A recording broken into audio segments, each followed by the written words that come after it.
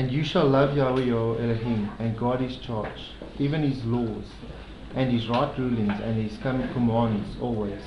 And you shall know today, for it is not your children who have not known and who have not seen the discipline of Yahweh your Elohim, his greatness, his strong hand, and his outstretched arm, and his signs and his works which he has done in the midst of Mitzrayim, to Pharaoh, sovereign of Mitzrayim, and to all his land, and that which he has done to the army of Mitzrayim, to their horses and to their chariots, when he made the waters of the sea of reeds overflow them, as they pursued you, and how Yahweh has destroyed them to this day,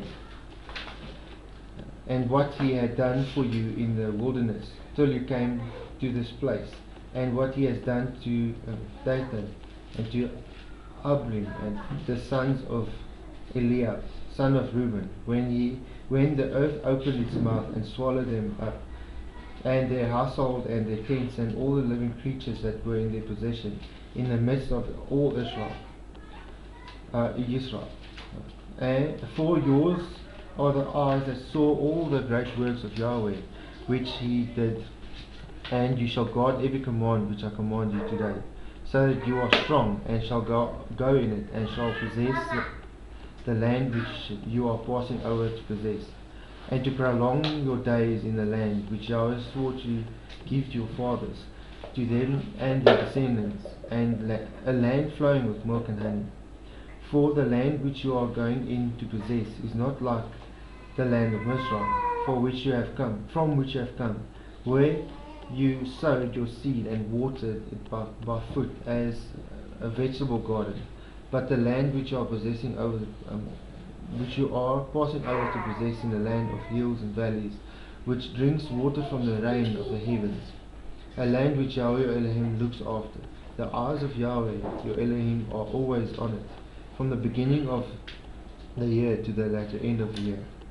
And it shall be that if you diligently obey my commands, which I command you today, to love Yahweh your Elohim, and to serve him, and with all your heart and with all your being, then I shall give you the rain for your land in its season, the early rain and the latter rain, and you shall gather in your grain and your new wine and your oil.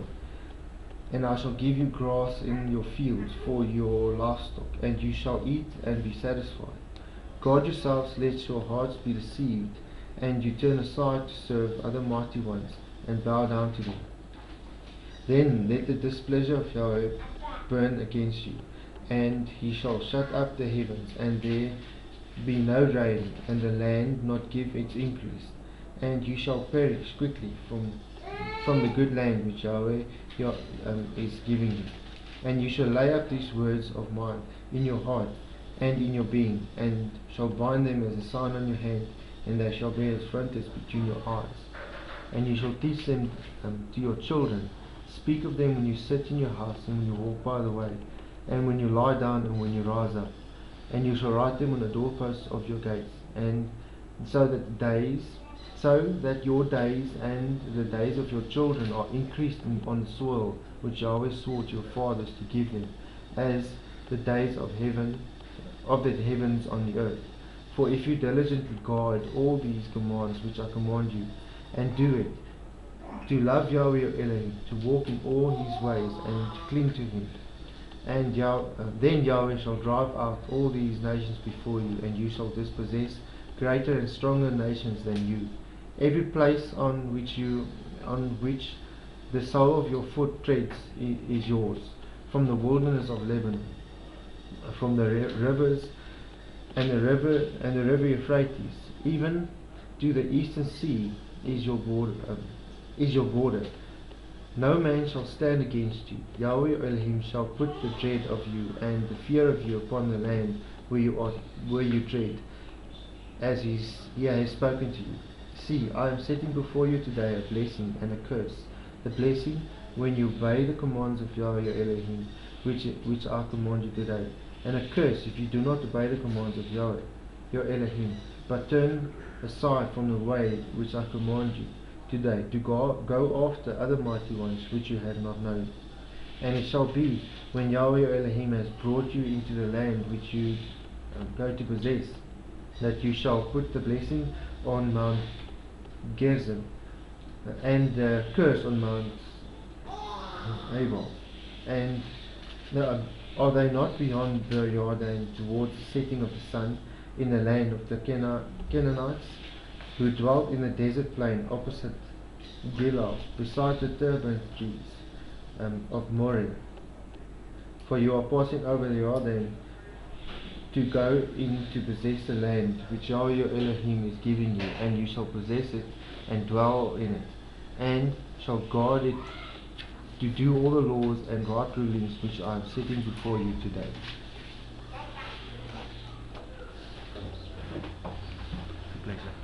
Okay. So if you look here at Deuteronomy 11, does anybody want to just say this is all interactive, so please feel free to jump in. I'm going to hopefully just guide us in a few thoughts and ideas, but welcome any participation.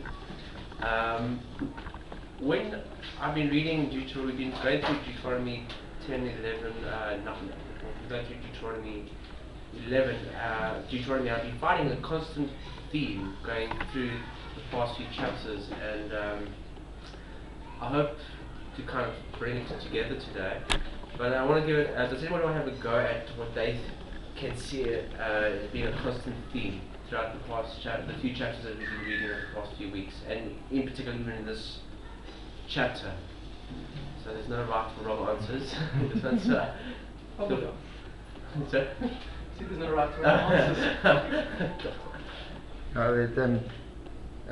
That you have to, if you decide to keep the commands and the laws, you're in the safe zone, and if you don't, you're sort of left on your own. Okay, that's good. Verses. That's also a form of theme that tries to be saying. How to obey the Yeah, how? Yeah, from how? Just that you need to obey him, and if you don't, there's consequences, and if you do, there's Yes, Margaret? I was reading verse 8 of this chapter, where Yahweh Moshe is telling the people that they must observe all the commands he's giving them, so that they may have strength to go in and take over the land, and so that they may live long in that land. So my conclusion is, for a person to overcome any strong opponent, physical or spiritual, you have to obey the Almighty. And for a person to live long, you have to obey the Almighty. That's what I came to conclude. Cool, one more, anybody wants to do one more? They would like to summarize the chapter. Okay, well, I'm going to put forward that I think we were all on the right track, and I think we're all reading the same Bible, so that's pretty good. But what I've noticed is that the themes that came up for me in this chapter is rewards, consequences, and parenting. And I think they all go hand in hand, and punishment, and all those. As I kept going through this passage throughout the week, that was what kept coming to my head, was rewards and consequences. And I kept on asking myself, what is the difference between a reward and a consequence? Because in some Bibles, what we have is, they've got the heading before some of the chapters. They give like a basic a heading. And as I was reading through one of the Bibles that I've got, I kept on saying rewards for obedience, and then a few chapters later it says consequences of obedience. And I was like, what is the difference between consequences and rewards? So I want you to think about that. But when I look at this, all I can, the pictures that I'm going to put out some pictures for you guys to think about it. Think about, again, we've got the Olympics happening now, and you're going to see a lot of the athletes who have trained for years and years and years who are on strict disciplines and on strict diets. They've been training very hard for this one moment to go for a gold medal. And they've done all that they can do, and they're now ready for the races or whatever event they're going to compete in. But who have they got next to them? Sorry? Competitors, but there's another person. They've got a coach. And I always think of those movies where they've got that big Russian coach, and he's in the corner, and they're like, especially in boxing, and they're talking to them. They're shouting like, "You can do it. You train all along for this." He's throwing a right hook, and remember to do this. And it's like information overload for the poor athletes. But I think they need that, and this is how I see the book of Deuteronomy. And I always say, because Deuteronomy means repetition of the law. And as I was reading this chapter, I was saying, I'm sure we've read this before. And it's Deuteronomy.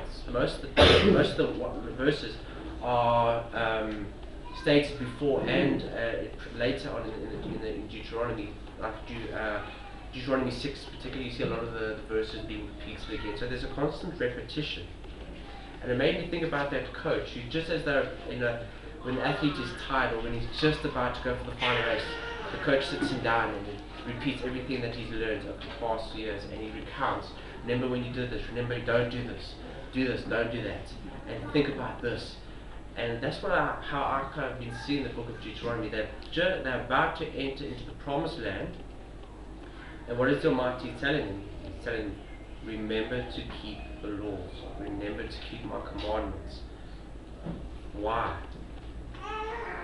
Well, surely once you're in there, you don't need to keep on doing anything else. I mean, they've been training for 40 years, so now surely once they're in there, they can kind of just relax.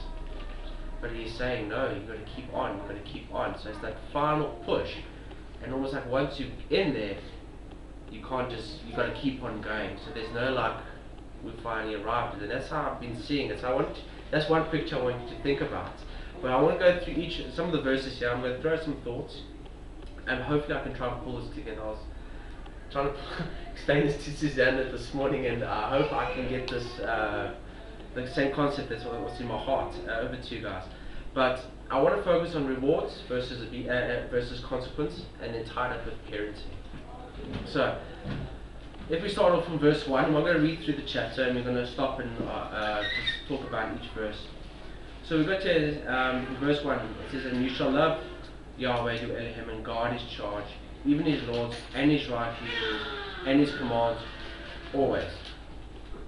Okay, in some Bibles and some translations, they start off, instead of using the word "and," they use the words "therefore." And I always remember a pastor of mine many years that says, whenever you see "therefore," you've got to ask what it's there for. That makes sense. But you go to chapter 10, it's building, 11 is building on chapters 10. And in chapter 10, Johann helped us see a lot more about the fearing of Yahweh, continue to keep his commandments, and that things will go well with you as well. So now it carries on, so therefore, if you continue doing that, you must still love Yahweh, your Elohim, guard his charge, even his laws and his right rulings and his commands, only until you get into the promised land. No, it says always. Okay, so, but I want to ask you, where does this verse come up before? It sounds very similar to another passage. Sorry? Yeah? It's a common, I've seen it's a common phrase, but it reminded me of a passage in Genesis. In Genesis 26. Abraham. Chapter 26, verse 5. She, 26, verse 5.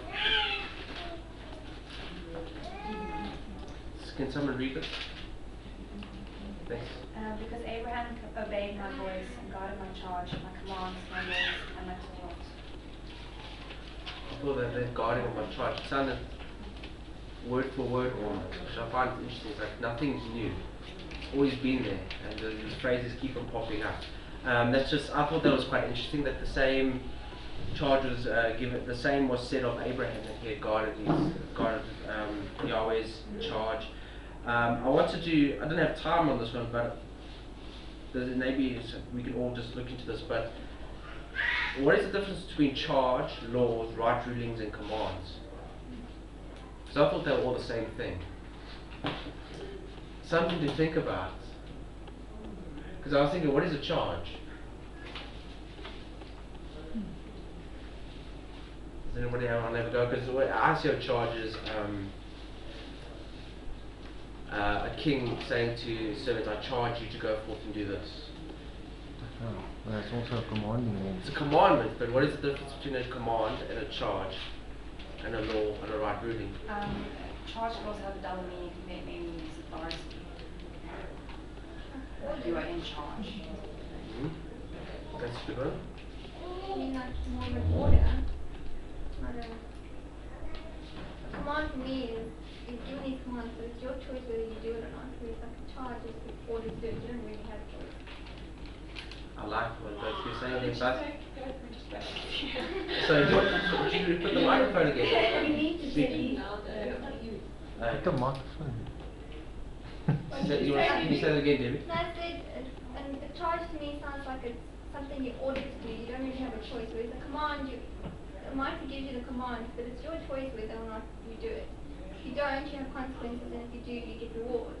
So commands are more, it's your choice. When you charge for something, you're almost like ordered. You don't really have a choice. I would say command is, I'd say command is something that you have to do. I command you to do this. Yeah, so it's interesting, but something I wanted to look into, but I got caught with something else in the passage. But I had a little bit of a thought of it. Is a charge for me had more of an authority attached to it. But you're not guarding the charge. You're guarding you're guarding the person who's given that authority. If I say you. For example, if I have a boss, I'm not obeying what he's saying, I'm actually obeying his authority. I'm giving recognition that he has charged me to go do something. A charge can also be something that is noble. He wants me to go do something on his behalf, and I'm honouring his authority. So I think authority is linked to the word charge. That's what I had on the outset. Laws, right rulings, commands. Sometimes I don't know what the difference is all the time, but yeah, it's something to think about in the coming week. But yeah, so I said, how many times does this phrase appear? And I want to try and count it, but I lost. Also, I got so caught up in other areas of this chapter, but it keeps on coming up, and it's this thing about repetition. And I want to know, why is Yahweh so concerned about this? If he repeats it once, it's important. If he repeats it twice, it's very important. But I think this line is repeated at least 20, 30 times. You see it constantly. So I think it's of some importance. And the fact that it's coming up before going into the promised land makes it even more important. So I want to carry on. Please feel free to jump in if anybody wants to expand. I just want to say something quickly. This right rulings, don't you think it could be this could be like examples that he did, combining his charge and his commands, showing them how his heart actually works, and how he judges and how he uses his authorities. I agree with you on that one. But if you think of a judge gives a ruling. Yes. So okay. And when he gives that ruling, it is deemed as a right ruling because it stands into law. He has taken the law, he's taken the situation, and he's applied it, and he now implements it, and that then becomes the ruling. He gives it, but he has to have the law with him, and so we guard the way in which he has exercised his laws, and then we can go and show that as an example. That's what it is. Yeah, just like the normal, like the court will use in the case 1940s or whatever, this guy versus this guy, they use that as an example. Like we should use the prophets in the history to see how Yahweh judged, so we can do the same. Camilla? Yeah. Well, just to what you were saying, it's not so much you always, say these things over and over. And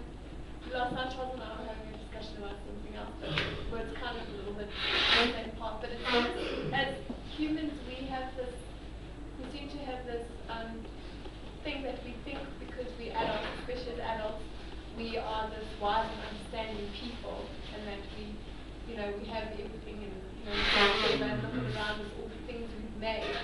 But in so many ways, if the Almighty had to repeat himself so many times, it's almost you almost want to say, well, how wise and understanding are we if we couldn't understand the first time Almighty said it? And we almost uplift ourselves in thinking, that we this clever people. But it's so many times not maybe so many times, but in the Bible you often see how the analogy of the Father and us as children, and that especially in the second writings where it talks about us as babes, feeding, like babies, and that perhaps maybe because I'm a parent, you can see that very often when you speak to your children, you never actually give them a command or an instruction, just one. Sometimes it takes years before they start finally they get it, or it sticks. And maybe in the same way, even though we built things and we made things, and we think that we're wise and understanding, maybe we're not actually. We are just like children. And I like that analogy, because you think of the words God, and that comes up a lot. And correct me if I'm wrong here, but I think that word is shemeh, the same to keep, to look after, to protect. And that's the same commandment that Adam was given when he entered the garden. He was told to keep it and to look after it and to keep it. And I'll go there just now. But guarding, for me, requires a lot of work. Keeping it, I can keep something. I can keep my phone. To guard it is another story. I actually have to be actively watching it and making sure that nothing happens to it. And if to guard something means that it must be precious, it must be worthwhile. So I always find that interesting. The word guard comes up a lot. Yeah, the word shomeh also means to protect with surrounding with thorns. So it's in Hebrew, so it's a very good analogy of that we must be in a way like it's mine. Like don't touch it, because sometimes the world sort of in a way forces or tries to make us not guard it, like with the Sabbath. Just come to my party. You don't want to make an exception. So that sort of thing. Sometimes you might compromise in a way, and so it just gives you the picture of that we must guard it.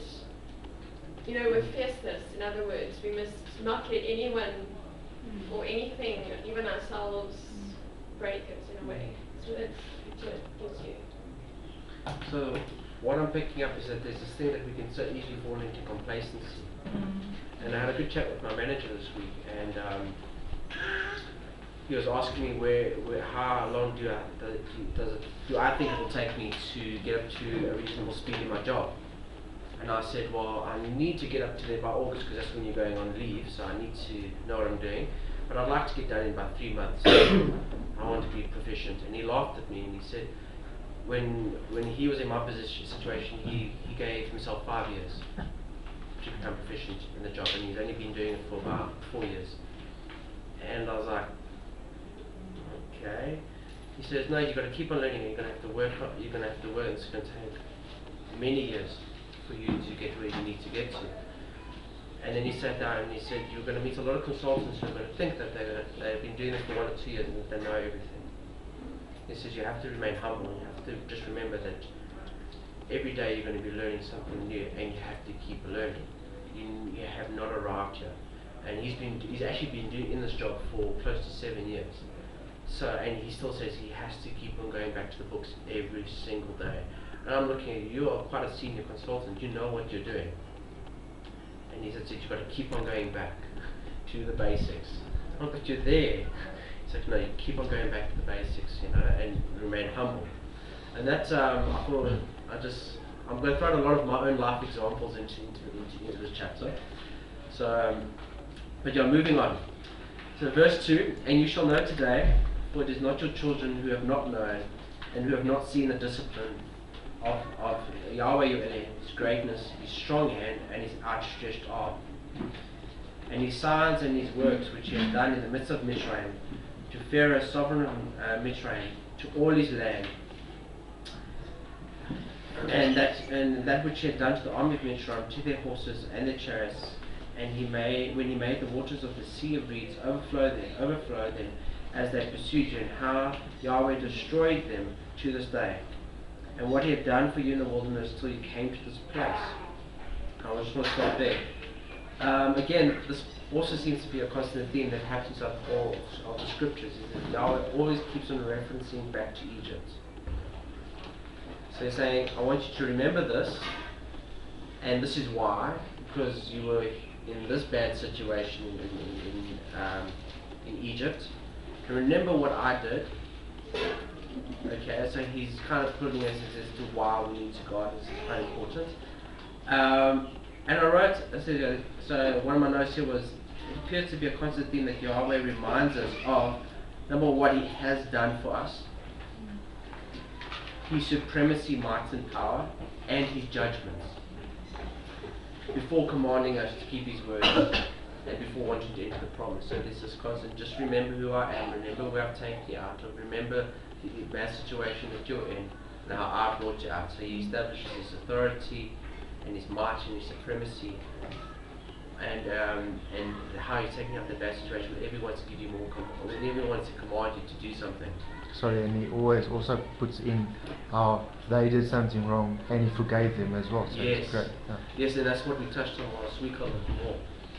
So then it went into verse 6 and it says, and what he had done to Dathan and Abiram, the sons of Eliab, sons of Reuben, when the earth opened its mouth and swallowed them up, and their households, and their tents, and all the living creatures that were in their possession in the midst of Israel. So can anyone remember what situation that is referring to? Or where it's particularly in scripture, that whole section with Dathan and Abiram? Is that not where they all gave their offerings? And then Moses said, let us see who the Almighty chooses. Then they chose, and then Moses actually told all the people to get away from them because something was going to happen. That's right. Now, take it one step further. So what was the overarching scenario or theme? Because they weren't the main players in the story, these two. Okay, in the book of Numbers 16. Yes. The main player is Korah. Yes. The cousin to Moses, because they are fathers and brothers. And he decides to, tell the people that Moses and Aaron, they are not the only leaders. Everybody here is calling. Actually, you might be saying nowadays, this is nepotism. Why Yahweh choose them? So the people believe Korah and follow them. Dathan and Abiram were in their midst. So they started now coming up with this story against Moses and Aaron. And Moses was very annoyed with them. These are the Levites, the two people who are supposed to be telling the people the truth, instead of now playing for power, fighting for power. So he asked Yahweh, because these two, Dathan and Abiram, when they were called to the meeting, for Korah and them, they were to take their census day and offer incense in front of Yahweh to choose who to choose to be his priest.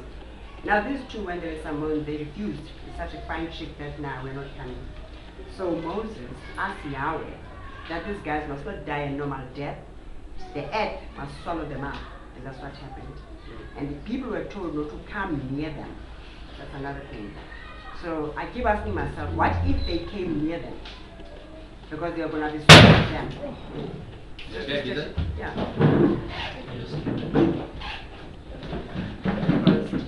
Because if they disobeyed Moses, which was the norm, and said, we want to see what is going to happen to them, they were going to be swallowed with them.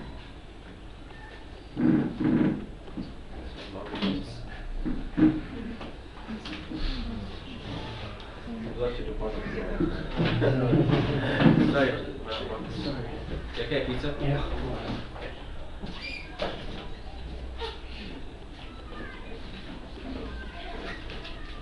You want anything else, Margaret? Now, I was just saying, if they did not obey Moses, when he told them not to come near them, they were going to be swallowed, which was likely because they were already in rebellion. but they had at least a bit of sense not to come near them. So to me as a person, it teaches us that there are times when Yahweh tells you to move away from a situation and you go closer because you want to see and you get swallowed up, even in our day. Yeah, because I actually underlined that all the living creatures that were in their possession. Well, that's quite granular. That's quite going down to the smallest detail. That everything were in that rebellion, everything that was surrounded actually got destroyed. But what I found interesting was because Korah actually started the rebellion, and Dathan and Abiram followed with. And in Numbers, if we can say, can somebody read, it's Numbers 16, 12 and 14, 12 to 14. Then Moshe summoned Dathan and Abiram, the sons of Eliab, but they said, "We will not come. Isn't it enough that you have brought us up out of the land flowing with milk and honey to kill us in this desert? And now you also want to lord it over us? Moreover, you haven't brought us into the land flowing with milk and honey, or given us an inheritance of fields and vineyards. Will you gouge our eyes? Will you gouge out our eyes? Will you gouge out the eyes of this man? No, we will not come." So what did they reference there? What did they say? They said something. What were they complaining about? These guys, they are actually saying that Moshe lied.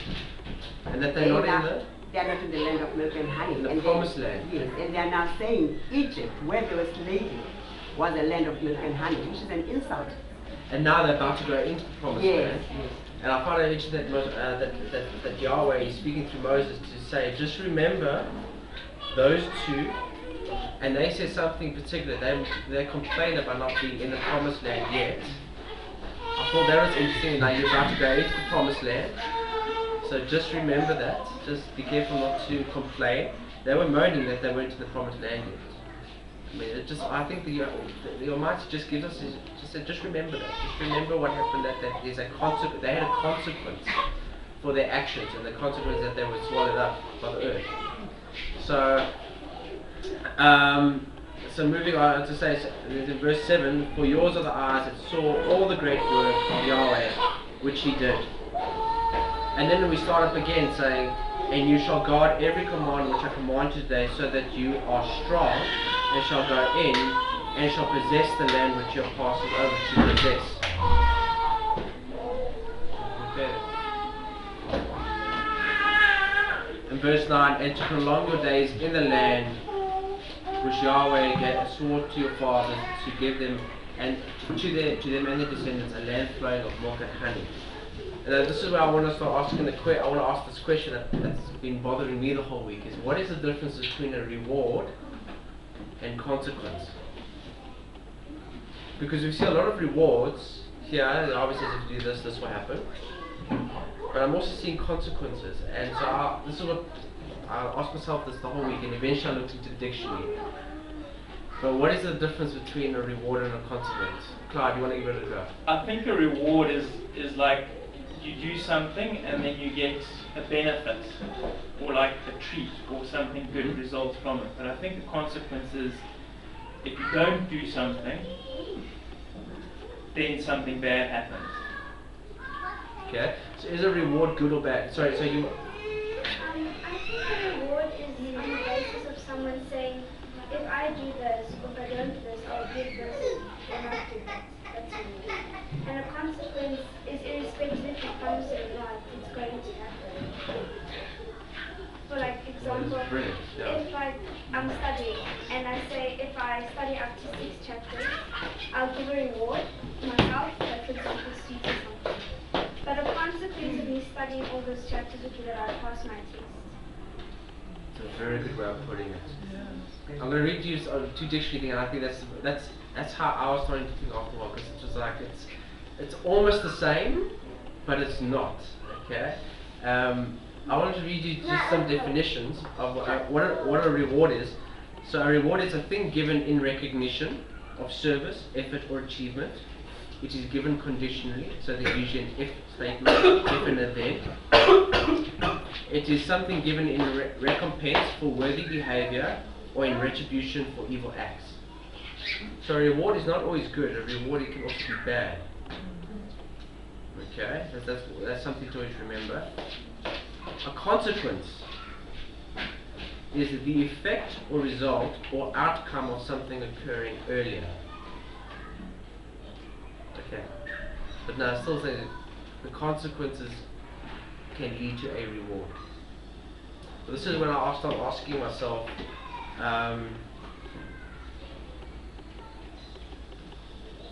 okay, so Yahweh can give us rewards, and yeah, He says that if you do this in the land, I will give you rain. And we see later on in Deuteronomy, I think it's chapter 31, which it's so easy from this chapter to go into that chapter with the blessings and the curses. If you do this, then this will happen. If you don't do this, then this will happen. So those I see as being rewards. So now I ask myself, what is a consequence? Because my little title in the Bible, though I don't know, there's not always titles in the original scriptures, but the author must have known something to say consequences and then rewards earlier on. So I was bouncing this off with Susanna this morning, and so could it be? Well, let's put another thing. So consequences. This is the hard one that I'm kind of battle. I'm working on. Is on the interwebs, as I say, you get two types of consequences. You get a natural consequence, which is that something happens naturally in a situation. And a good example is if you don't eat your food that I put before you, you're going to go to bed hungry. It's a natural. And then you get a logical consequence, which is an imposed consequence that fits with the circumstances. So if you do not eat your food, you're actually going to have to make your own food. So it's not that you're actually going to have to go and do something else. So these things lead onto themselves. So then I also ask myself, well, could the reward be the output of a whole lot of consequences? Because that's what I'm seeing. The Almighty is giving us commandments, and He's saying, if you do this, then this will happen. So then I say, well, then I must just always be doing those things, and then I'll get the reward. It makes sense. But I don't think that's necessarily what our Father is always wanting us to do, because this is when I want to start jumping parenting thing, and if we can quickly jump to verses 11. Can someone read chapter 11, verse 11? Chapter 11, verse 19. Someone there. Teach them to your children, talking about them when we sit in the home, and when we walk along the road, when we lie down and when we get up. Okay, so there's an instruction that we say it every day every week in our liturgy about we should diligently teach these things to our children. So what things? Instructions of the Lord. Instructions.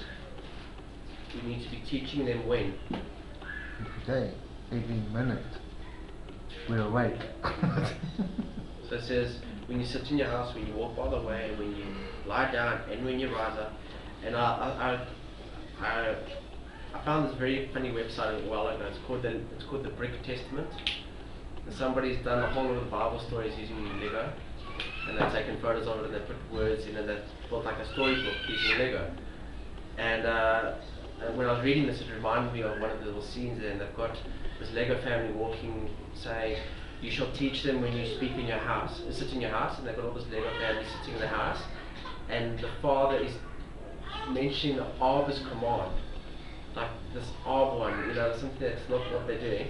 And then when they're walking down the street, they're talking about kind of like sexual purity, like as they're walking down the street, and when they're lying down in bed or getting ready to bed, and then it's also the father is saying another one of the laws that when we read them we're like, well, that seems odd. How can you just? But he's just spewing out these commandments, and it's such a good picture that as parents we go through life, and we got to constantly be teaching our children.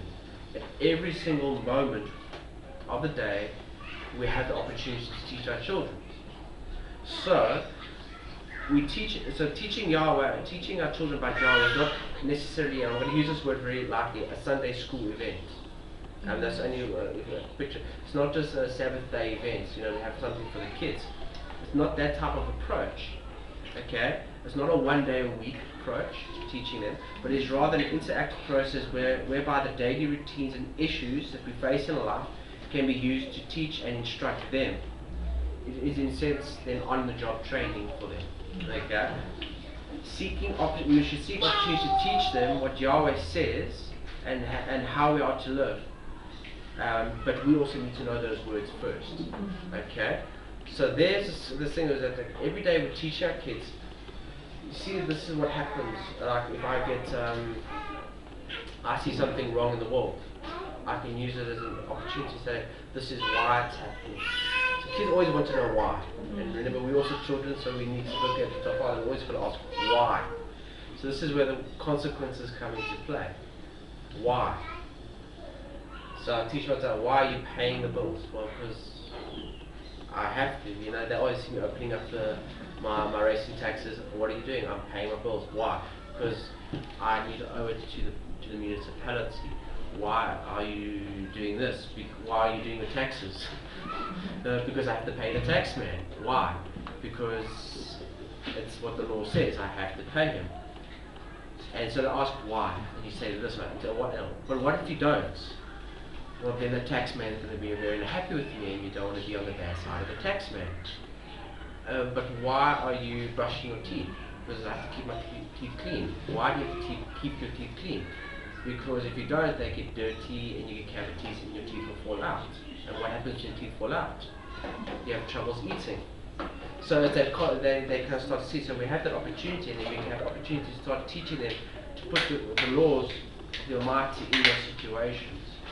And we can use all of the laws, even some of the ones we see about sexual purity, about how we are to our eating laws. Those things we can teach our children the benefits of keeping them and the consequences of keeping them, which then ties back up into this whole thing of rewards and consequences. Yes, so you want to? Yes. If you look at Deuteronomy 28, it talks about blessings and cursings. And it speaks that with regard to parenting, if a parent disobeys his word, the next generations will suffer from that. And if you follow his will, the next generation will benefit. So I think with what happened in the 40 land, that whole process when we were in the desert for 40 years, and then most people from the Egypt generation died. And I think Yahuwah wanted them to acknowledge that their sins affect not themselves but their future generations.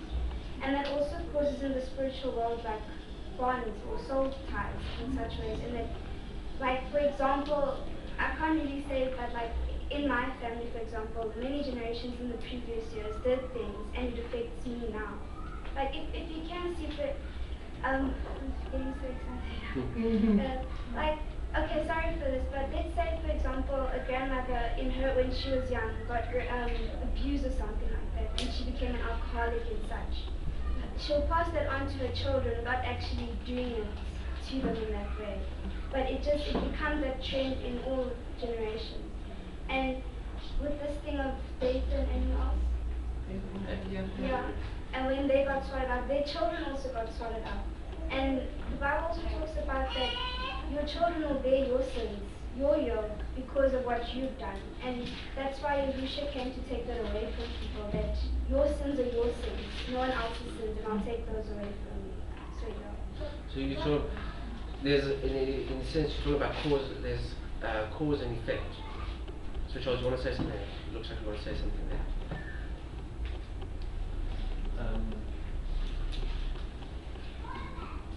I think that there's a natural consequence of sin.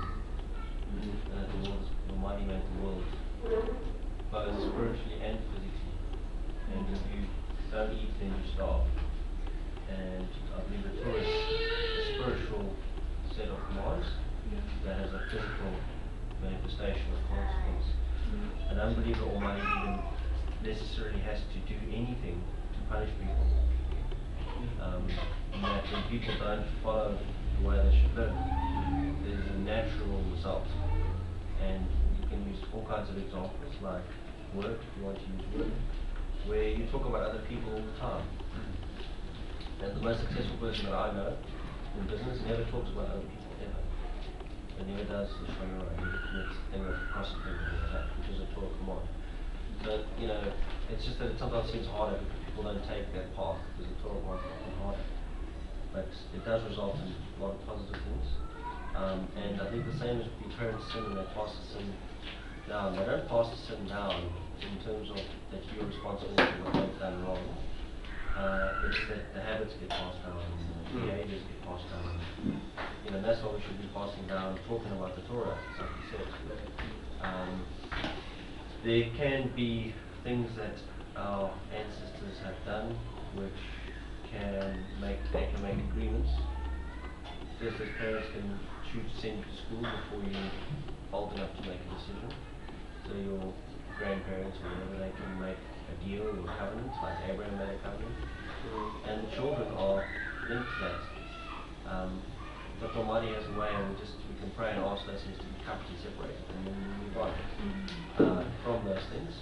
And we choose Yahweh to be our Father. And those things are away from us. But it's important to know that how much we still have of our parents and society. Because our parents don't try to pass on bad things. But society has completely corrupted our perspective on so many things. If you watch children's programs, they're very scary. You know, when you see that they introduce concepts, all kinds of concepts there of parents fighting and divorce and this and that, children not listening to their parents and sneaking out and home, you know, listening to cartoons. You know, and so they're teaching our children what our other children behave, etc. So, no, like that. Just with the whole passing down, it's interesting if you look at Ezekiel 18. It says the son won't die because of the father's sin, and so likewise, you know. But always, because it's not, I don't want to get into the whole talks in the space about predisposition and all that stuff, and that I agree that my personal opinion is that I've seen it in my own life.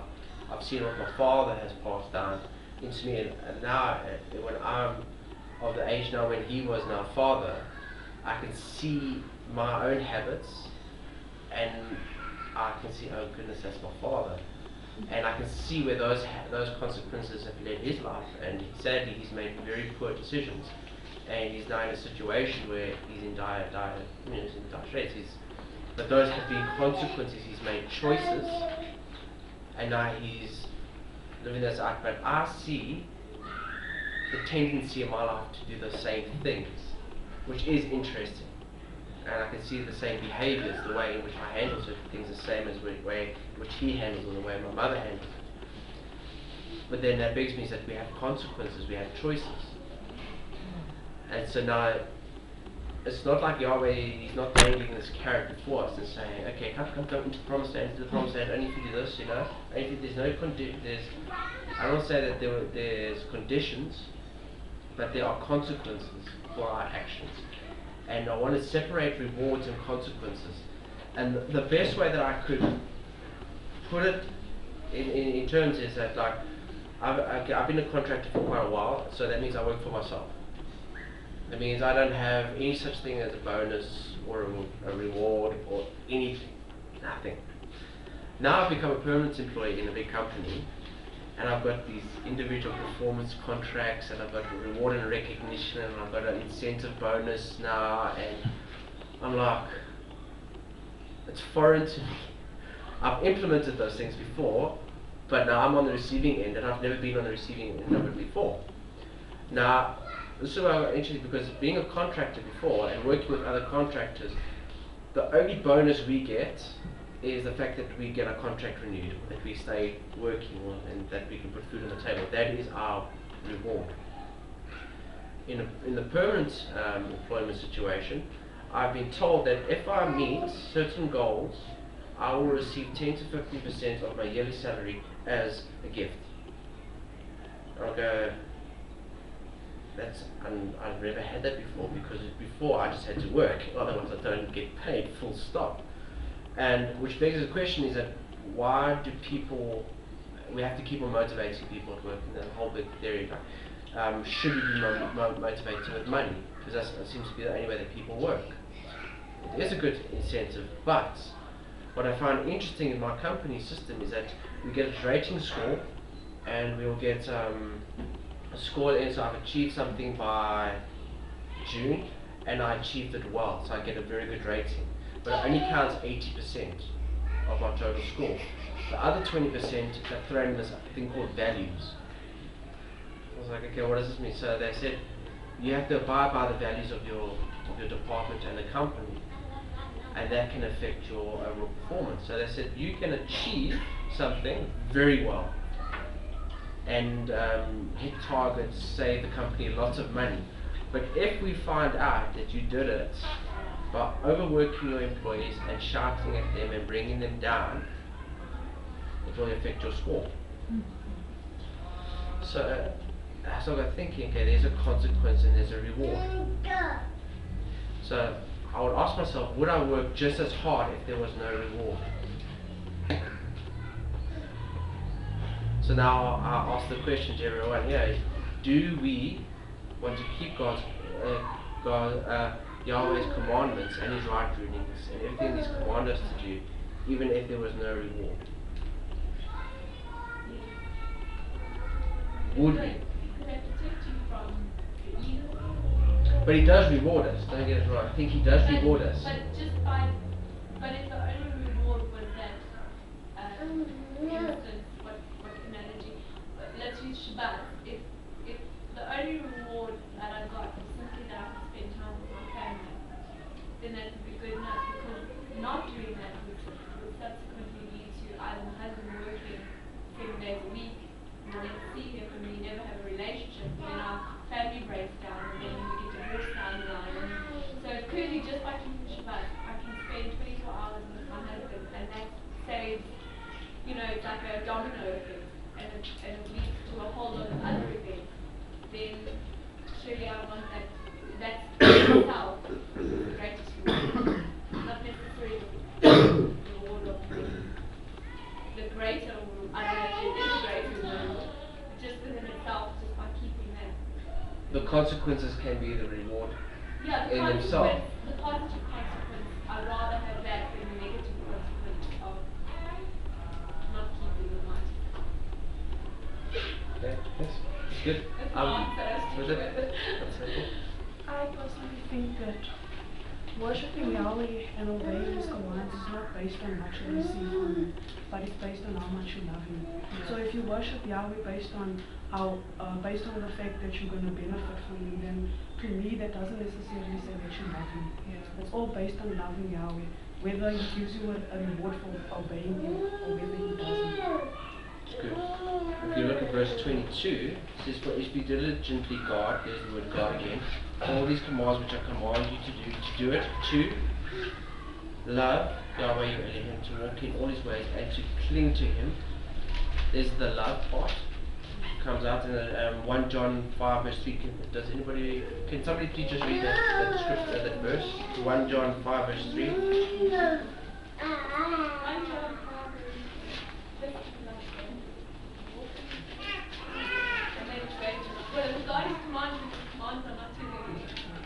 I think that is it, but I wrote it down. I always love it.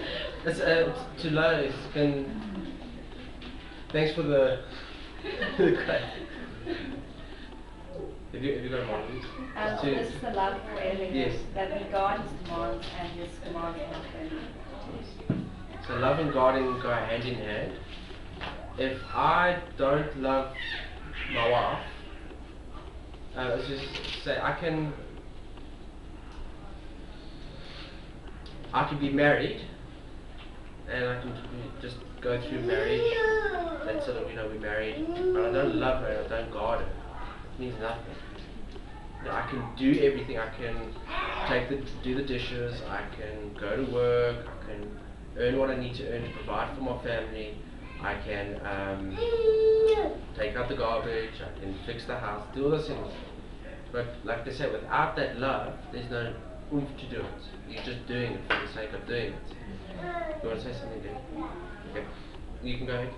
That's the thing is, the Mighty commands are really, really important, but at the end of the day, it's your choice of if you love Him or not, whether you're going to do it. And He states, here's my command. He's not forcing you to do it. He says, here's my command. Live them, obey them, and this is what you'll receive. Don't, and this is your consequence. So at the end of the day, it's still your choice. And he will bless you or you have a continue.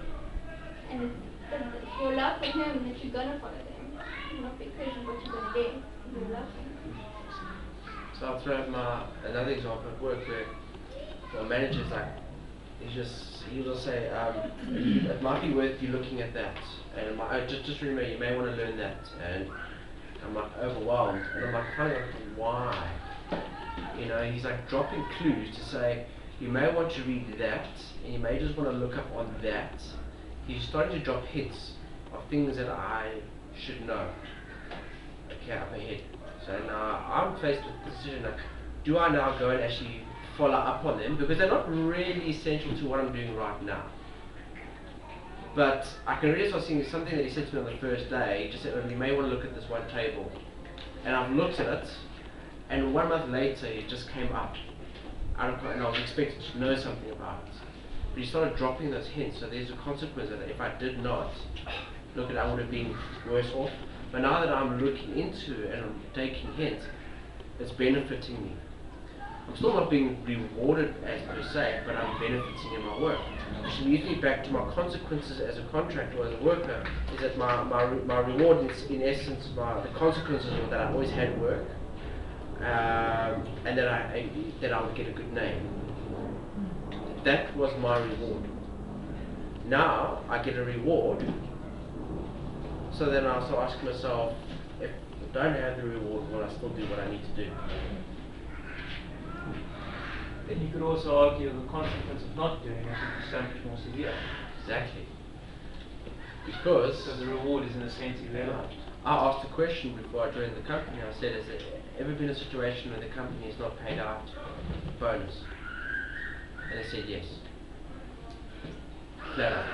They said yes, there's been times where the company has not paid out because of the performance of the company, so you worked hard and you had enough to be able to pay. So then also I could have actually just said, well then no thanks, I'd like to have my guaranteed 13th check and I'll move on. But there was this thing of like, no, but you will work. So our consequences, even if I don't get a reward, I still need to work hard. Because if I carry on working hard, I won't get fired. And I'll get and I will learn more, and I'm learning it. So that in itself is the reward. And that's why I see like the Father is saying, you will want to do this because it's going to be for your good. And what does he say in verse 9?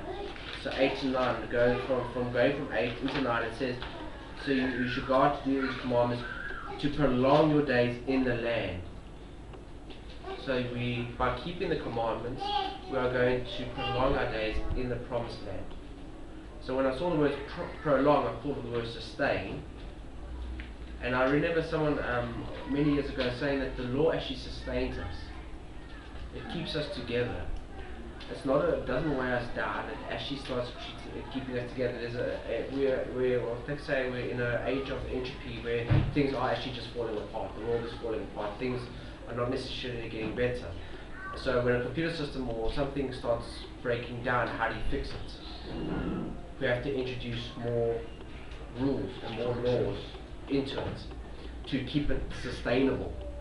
I see that in work. Every time we've got something that happens wrong, we have to introduce a new rule, a new process.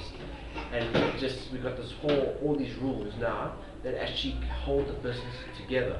And when we find somebody has crooked something or done something wrong, what do we have to do? We add another law. Okay, and that's actually what is sustaining the business. So, in essence, keeping the laws sustain you and protect you and guard you. And it also says later on, we said last week, it says that it makes you strong, which I thought was quite nice. So keeping it actually makes you stronger. So I lost it. Does anybody else want to say anything else before I carry on with? Yes, Mark. Let me just go back a little. What you were saying about the parents passing down things that show the children something. I wanted to refer to the book of 1 Peter in the New Testament.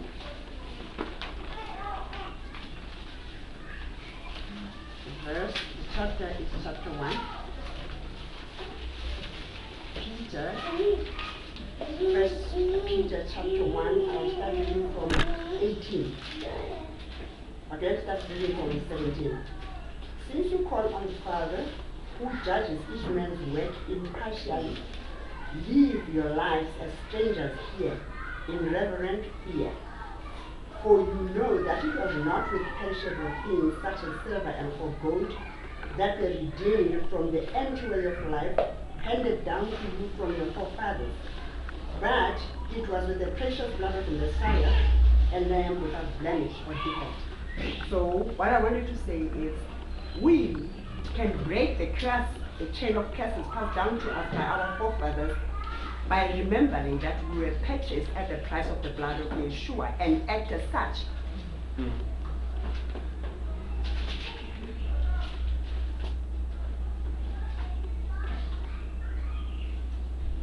So you want to say more? No. No, that's fine. I thought you were looking for something in the scripture.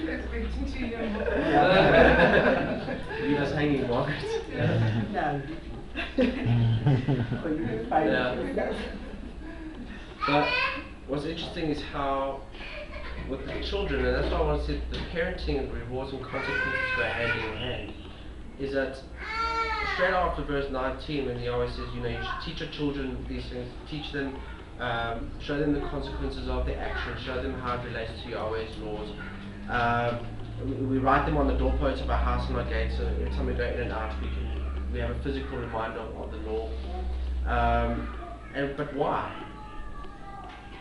But verse 21 says, so that your days, or my days, go up, and the days of your children are increased on the soil which Yahweh swore to your fathers to give to them, and the days of the heaven, as the days of the heavens on earth. So it doesn't only go well with us; it goes well with our children as well. I've seen the consequences of a parent who has decided to disobey God's ways and natural ways of doing things, and I've seen the effect on my own life as a child and some of the problems I'm facing and that I'm conquering. But now I see that I'm in the exact same situation with my children, that they can now start learning this, but I have the choice now to say that there are things there are been habits that have come through with my father and consequences, that now I have the choice and I have the opportunity, which I'm so grateful to the Father, to now rectify. I have the chance now to show my children what it's like to have a stable household and two parents in the household, and what a marriage should look like. And that's what I love about the Father. He gives us those opportunities to say, you don't have to stay like this. You can break these consequences, cause and effect. Just to add to what you say, I've also noticed that when I've come across many people where their parents always teach them the laws of Yahweh, especially people my age, and they tend to actually choose the opposite. Like most of my friends, they decide not to worship Yahweh, whereas their parents consistently not enforce per se, but always teach them the word of Yahweh. So at the end of the day, for me, it ultimately depends on choice, whether the child chooses to follow their parents or whether they don't. But I want to ask you, why do you think they're not following it? Because they don't know. No, not that they don't know. Their parents do teach them to them. It just depends on them. Because some of my friends, they just don't see the importance of following Yahweh's laws. So they see the consequences? They do say, but I just think that they don't see the importance of following Yahweh's laws. Some of them actually don't believe that Yahweh exists. So they've been told? I think society also affects. They see the fun in society that society portrays, and the fun, but they don't see the consequences. Like, I don't know if, sorry to interrupt you, but do you remember, I remember being at school and they were showing us photos of like what happens to smokers and like what happens if you don't brush your teeth, and they have those pictures and they're quite vivid. It's like an 8-year-old, 10-year-old who's like, I want my lungs to look like that. But there they were showing that's the consequences of if you choose to do this. The consequences are far, and for kids, far ahead doesn't exist. Kids young kids only see now. They don't see the consequences, and often, the consequences of not following the mindset. It's not now. It's yes to come, and young kids don't see that, and that's what they're not seeing. It may also be because we're told not to do something just because it's wrong. But we're not saying we're not tying up something that goes wrong with their behavior. So what we've tried to do in our household is we will say to the children, that this isn't like we must talk about your children, but it's a good example of we've come to we try and say we actually use the word consequence. There's going to be a consequence for your action. So if you do this, it's going to lead to this. And now we're trying to show them that. So I told you not to swing on that branch like that because I can see, but the branch is fun. So you said that. Now the branch breaks and they fall. Oh. Are you okay, Charles? No, fine. You weren't swinging on the chair. Way. These chairs are a little bit. It's the pop. They don't want to solve about that. That's a consequence of eating too much.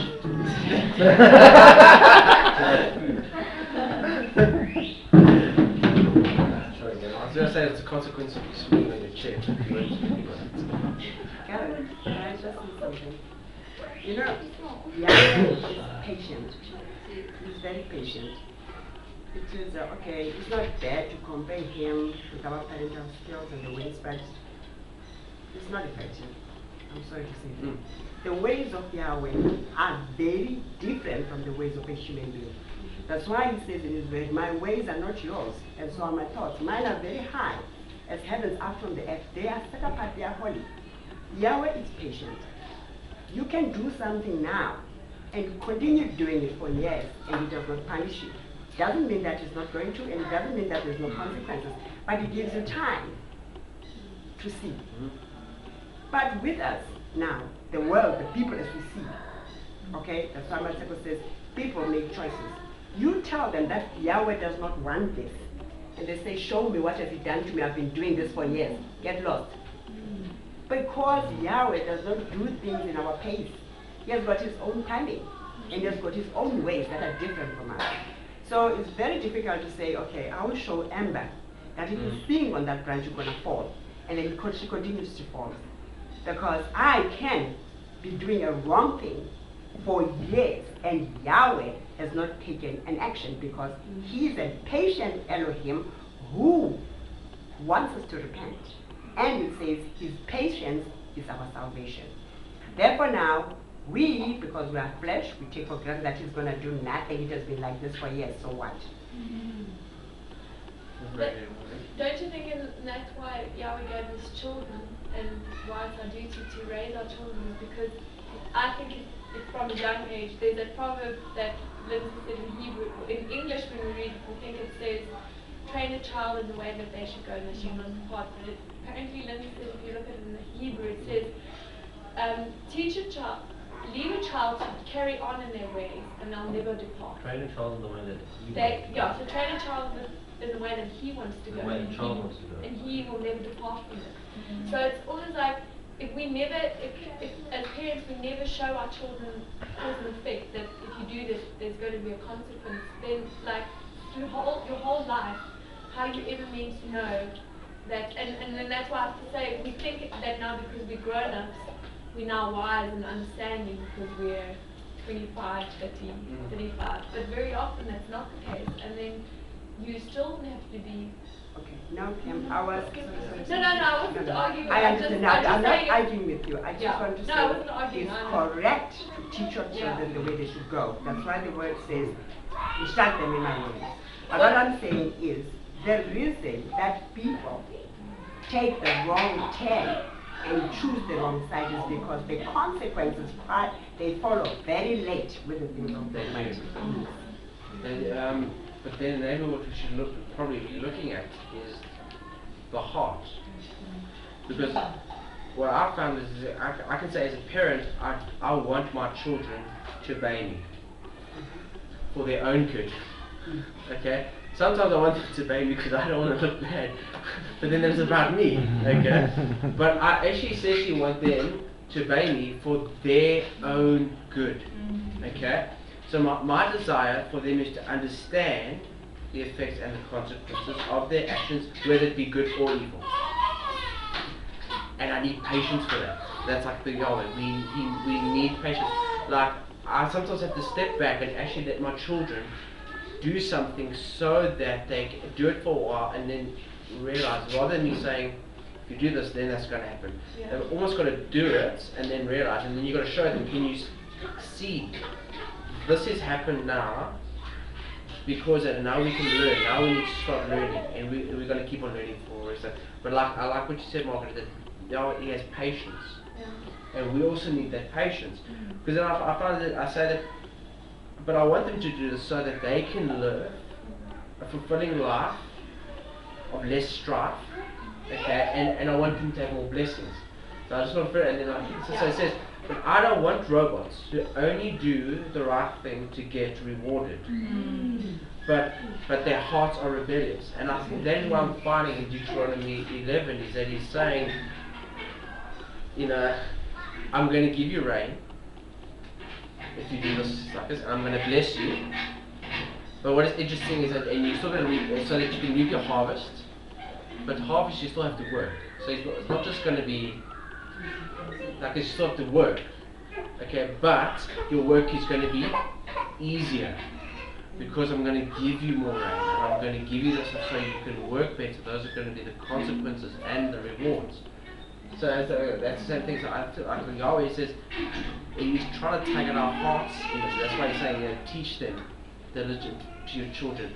Wherever you are, show them something like that, and how we see Yahweh guiding us, so that when they are older, or let's say when we enter into the promised land, things can go well and better. Otherwise, like what we said over the past few weeks, that the land actually spits you out if you start rebelling. It spits you out. The rain will cease. Then we have a consequence. So it is worth our while to start learning the commandments, so that when we are in good situations, they can become life to us. I'm also thinking that I see a lot of people in working situations when they arrive and they become the MD, and they've been put there. However they've been put there, they are now in authority, but they are lacking some of those basic skills and those good things, because they have so the situation has still come about. They've ended up being MD. You know, like Yahweh says, you know, you put people into power, into government. They are in their situation. That is the fact. But they could have been learning more things during before them. When they were start off at the bottom, they should have been learning more. Now that they're in that situation, they've got flaws and gaps that they could have filled up earlier. And that's what I think Yahweh is also trying to teach us through His laws, that they're going to help us to be better people when things come, you know, when they're in the promised land. Okay. So I want to move on from there to look at one other thing, but you wanted to say something? Just sometimes, I wonder, sometimes if we, I don't know how to word this properly, but if I don't say it right, just tell me. But sometimes we look at discipline as always a bad thing, and I once read somewhere, this is the book that I was reading, and the child got caught for stealing, and the father said to the child, you know, I'm so glad that somebody saw you doing what you were doing, because now we can talk about this, and we can, you know, we can deal with the, you know, with the fact of what's at hand and what you've been doing. And that, you know, we can talk, we can deal with that in whatever way that it was right. And then I read this part to Charles, and Charles gave a very nice analogy that every time we get away with something, and we almost get away with it, it's like, Charles, it's like a circle with a triangle inside. And you get away with something, and it turns, the triangle turns. And you get away with something, and the triangle turns. And you get away with something, and eventually the triangle goes around the circle, and the triangle gets worn away on the circle, on the corner. It's your conscience. Your conscience. And so therefore you'll have this triangle spinning in the circle eventually, because the conscience has been so worn away by just always getting away with things that are not right. And sometimes then I wonder with our children, isn't it a blessing that we have opportunities? And isn't it a blessing when somebody you think, oh no, now they've gotten into trouble for what they're doing? And it's like sometimes you just pray that that person will look at the consequence that they've now gotten themselves into and pray that it will be a positive outcome and not that we always think, oh, a consequence is a negative thing. Where sometimes it can, when you pray, and, but it's not always the case. But I'm just like, I don't know what No, it's like a good father, like in Hebrews, he says, Father, he wants to discipline, he disciplines those he loves. Yeah. So, and I'm seeing that in the whole of Deuteronomy, he's just come and saying, no, come, no, I want this to go well. Come now, this not this. Remember Korah, remember the rebellion. Remember that now we've got the chance now to work on this to get into the land. But now once you're in the land, you can't just sit back. You have to actually keep on going like that. Because once an athlete wins that gold medal, he doesn't now sit back and chill out. They work even harder. Because now they've broken that world record, and now someone else is going to break that world record. They have to keep on working. They don't just stop. Gary, but yes. Is that often the Christian, I once, we were on a skiing holiday, and the topic came up about how God can be so cruel because he'll even kill his own people. Like, he wipes out the people. And it's like, that's almost like a very Greek mindset, because it's like, well, actually, he gave them opportunity, he showed them all these wonders. So it's like, it makes you almost think, well, how much more so for us? Here, Almighty, maybe he gave us this, not the story as it's a story like a fiction, but like it really happened, but maybe there's something in there that we're supposed to see, that even with all these signs and with Almighty dwelling with these people, their hearts were still not for him. And how much more for us, where we don't have a temple, we don't have all these great physical things to see the Almighty. And for us, really, we have to search our inner hearts to walk before him, and our hearts really have to want to be for the Almighty, because we don't have these great events taking place where you can see the mightiness of power and the fire. Thanks, what's it for now? Last time with this thing of consequence, I also think that, okay, everyone knows the cause and effect to some degree, right? I mean, I'm going to bring a life example, right? But I also think it depends on how much you respect Yahweh and fear Yahweh. Because I have a friend, okay, her parents taught her, it's wrong to do this, it's wrong to do that, and they did teach her the consequence of an action. So she decided, okay, you know what, I'm going to go get a tattoo. And her mother told her, it's against the law, and there's a consequence for your action. And she told me live, she said to me, no, she'll deal with Yahweh later. So to me, that kind of shows me that it also depends on how much you love Yahweh, and how much you have respect for Yahweh, in order for you to just go against his law and just say, I'll deal with Yahweh later. That to me was very scary, to be honest. It's about the heart.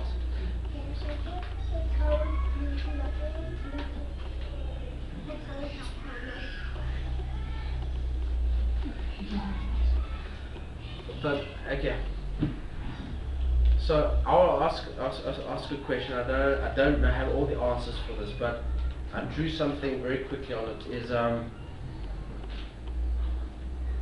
when it comes to salvation, do I need to keep the laws? Okay, it doesn't do anything for to be saved, but I want to know, what is the connection between obedience, reward, salvation, and faith?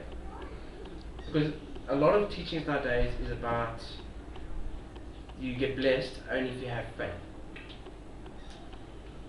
That's a lot. Those are common teachings that I'm in no way mocking any religions or organization, but that tends to be quite a common thing. Is that if you have, and I'm not dissing faith. Faith is important, but if we only have faith, do we have blessings? So if you have enough faith, you'll be blessed with this. So I want to ask, what are blessings always associated with? And I want to say blessings in terms of rewards as well. I think if you look at the context of the term faith, because we were reading about something like that, right? Not everyone believes. Sorry, maybe I'll phrase this better. Faith can be linked with belief also. Because I mean, if you look at our life today, not everyone believes in the Torah. right? Yeah. Whereas we as believers, we believe in the Torah. So that to some degree is linked with faith. We believe that, okay, because of this will, okay, wait, let me rephrase it, sorry, I'm waffling quite a lot, I'm getting excited here. Because of this, okay, look at life for instance when it comes to the cause and effect of life. Science believes in the natural cause or rather the universal explanations for things. I mean, whereas we believe in, sorry, can I just get this point? I think when it comes to faith, you have to look at it in terms of where it comes from. Because, oh, sorry, the ideas are just popping in my mind. It is, faith is linked with belief, okay? Because we believe that this is the way of life, where science has a different explanation of what the way of life is. That's what I don't know if I'm bringing my point across. I was going to put faith and belief together. Okay. So did you want to say something, Debbie?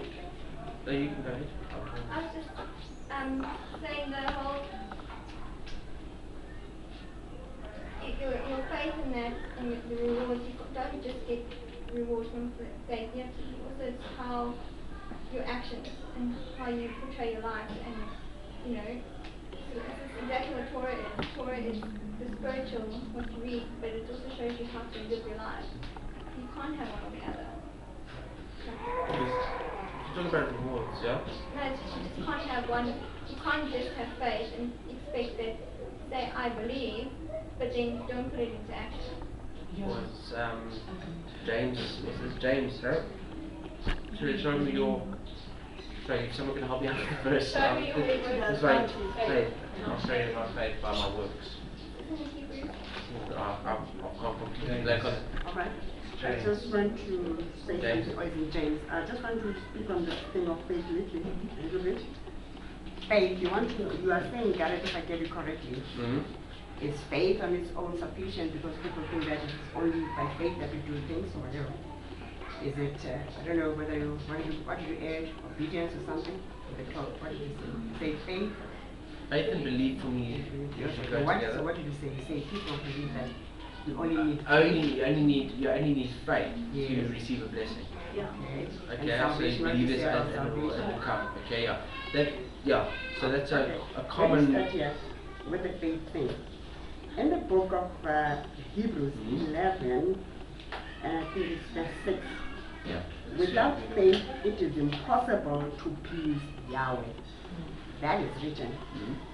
Because anyone who comes to him must believe that he exists and that he rewards those who earnestly seek him. Okay, that is faith now. Alright? And James also says, now coming to the thing of that is only faith that matters. He says, I think it's chapter 2, where he speaks of faith without actions. He says it's like a body without a spirit.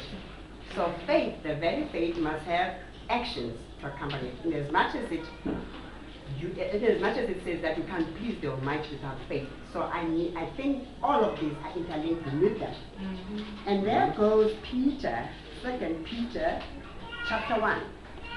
He says, yes, we have got faith. Alright? Okay, he starts here. Let me start from verse 2. 1 Peter chapter 1. Peter says, that is 2 Peter, alright? The divine power of the Almighty has given us everything we need for life and godliness through our knowledge of him who called us by his own glory and goodness. Through these he has given us his great and precious promises so that through them we may participate in the divine nature and escape the corruption of this world caused by evil desires. Now it says, for this very reason, we need to make every effort to add to our faith goodness. Alright, so that means faith on its own is not sufficient. We have to add on our faith goodness. And upon this goodness, we also have to add knowledge. Not knowledge of other things, but the knowledge of who wants us to be good in his word.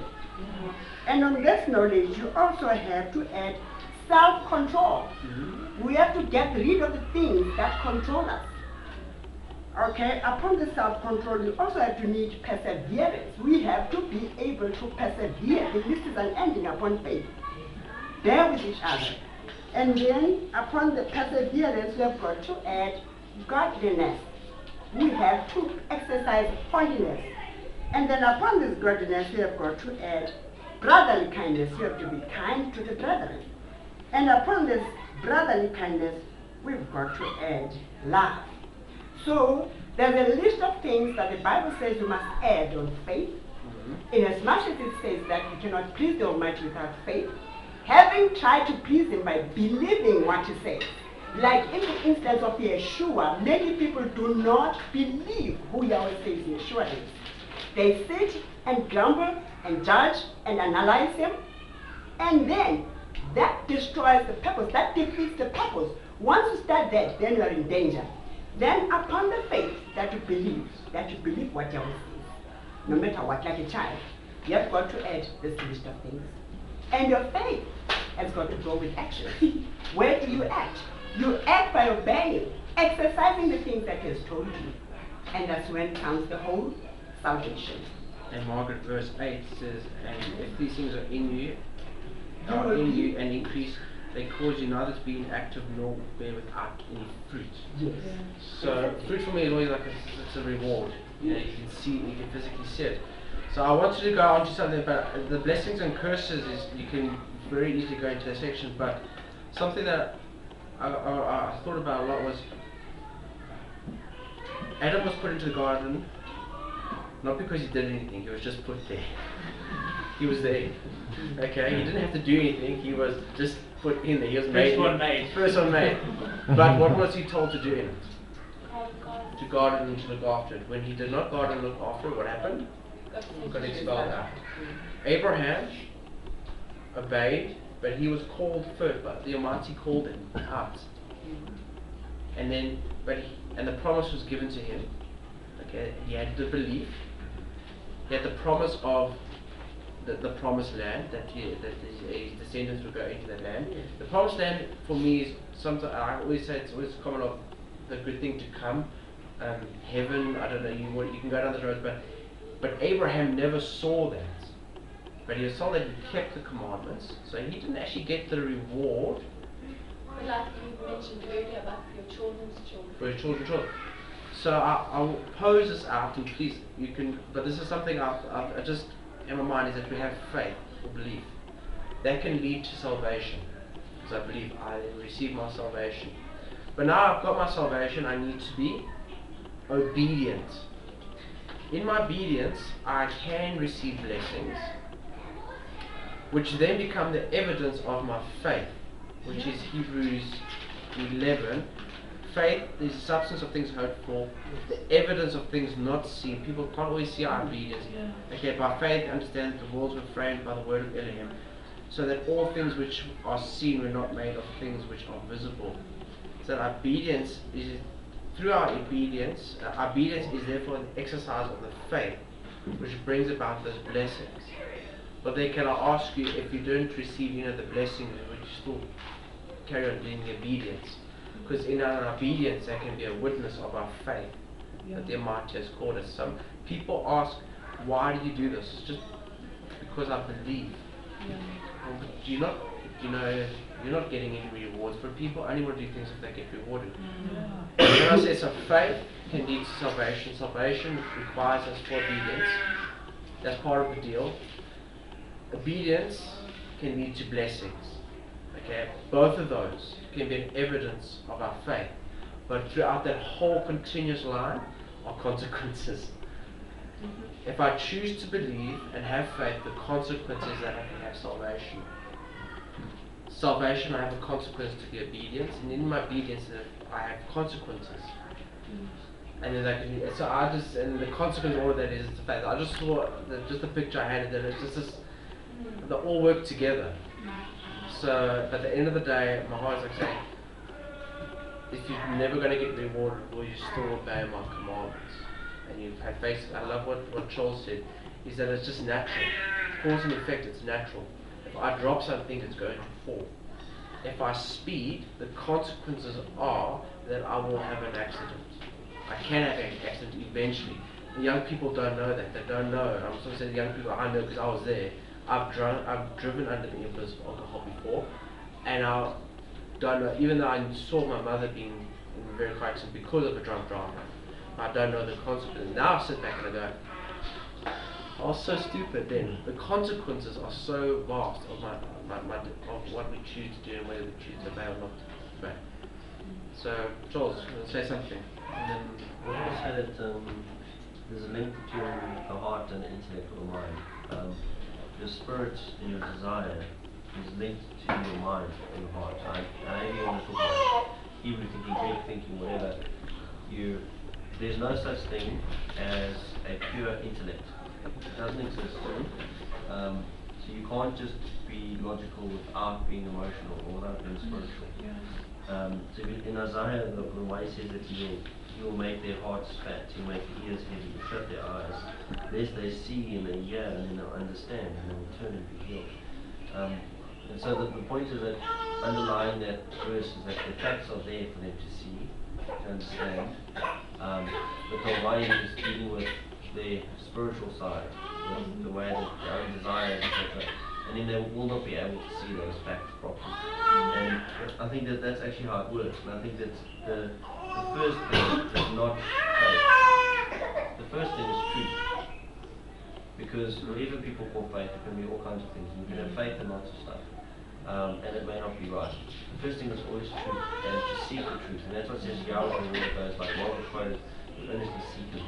So if we're looking for what's true, and we really are looking for what's true, then we're looking for it not only with our mind, but also intellectually, spiritually. There's a connection. And that's why two people look at the same fact, and they'll have a different conclusion. You know, two people look at a crime scene and conclude something different, or two people read a verse of scripture and conclude one thing. Someone will say, see how much the Almighty loves us that He'll discipline us, and someone else will say, look how horrible the Almighty is that He disciplines us. You know, and so we first see truth, and then the way He teaches us faith. Because in Hebrews it says they learned faith. You can learn it. So faith is not just something that rocks up, right? We first seeking the truth, and so with our children, we first teaching them truth. You know, we don't say to our children straight away, trust Yahweh. You know, that's not a bad thing to say, but that's not really how it works with a 2 or 3 year old. You know, they learn faith, and the first thing we do is we tell them the truth, and that's why we talk about the Torah. Right? We speak about it, we sit down, we walk by the way, all this stuff. So we're exposing them to truth, trying to show them the consequence of things, trying to open up their hearts, you know, and then they will learn faith as they grow, and that's what we pray for. Our children will learn faith. You know, so just to add to it, just simply. Top, got something. I had something. You want something? Don't worry, I forgot. We've remembered. So in closing, one verse I wrote something I found quite interesting on the verse 18. It says, and you shall have these words of mine in your heart and in your being, and shall bind them as a sign in your hand, and they shall be as frontlets between your eyes. And Avido and I were talking about Tefillin earlier on, and I just found this really good quote about Tefillin. How in Judaism you wrap them around your arm and your forehead, and it's a physical remembrance and an outworking of a commandment. But I found this really good saying about it. It says, you have a brain, it is in one world. Your heart is in another, and your hands often end up involved in something completely foreign to both of them. So you have 3 diverse machines working all in one. And one of the concepts behind that Tefillin on the physical side is that it connects you connect your mind, your heart, and your hands and what you do all to one. You know, to remember that they're in one, and you must, work on that. But I thought there's a bit that we are fighting that fight. But our hands want to do one thing, our heart wants to do something, our brain wants to do so. Like Paul says in Romans, the fight between the flesh and the spirit. It's so evident. So I thought that was quite just fun, lovely about the Tefillin. But in closing, if we can, I'd just like if someone could just read Joshua 1, verses 6 to to 9 in closing, in that now we see the Israelites are in the land, promised land, so they actually don't need to keep the laws anymore because now they've arrived there effectively. You know, just that's how some we look at it. But the first thing is, as they come into the promised land, Joshua is charged. He says something quite important, and for me it just ties up with this passage. So if someone in closing could read Joshua 1:6-9. Anyone? Be strong and courageous, for you are to let these people inherit the land which I swore to their fathers to give them. Only be strong and very courageous, to God to do according to all the Torah which Moshe my servant commanded you. Do not turn from it right or left, so that you act wisely wherever you go. Do not let this book of the Torah depart from your mouth, but you shall meditate on it day and night, so that you God to do according to all that is written in it. For then you shall make your way prosperous and act wisely. Have I not commanded you? Be strong and courageous. Do not be afraid, nor be discouraged, for Yahweh your Elohim is with you wherever you go. So again, it's just the final charge to keep His commandments, and I love it as to why. It says, for then you shall make your way prosperous, and you shall act wisely. Oh, I just remembered. Sorry. Yes. But you get the faith. Like I've thought about this long already. Faith to me is something you can't explain why you believe in a certain thing, but you can build on it. You can build why you do believe on it. So now you're getting stronger in your faith, and after a while you start wanting to live the way that you believe you have to live, and the things you do after a while becomes the reward as well, because I am allowed to live like this. That's my reward in doing the law. So, thanks, John. That's all from me.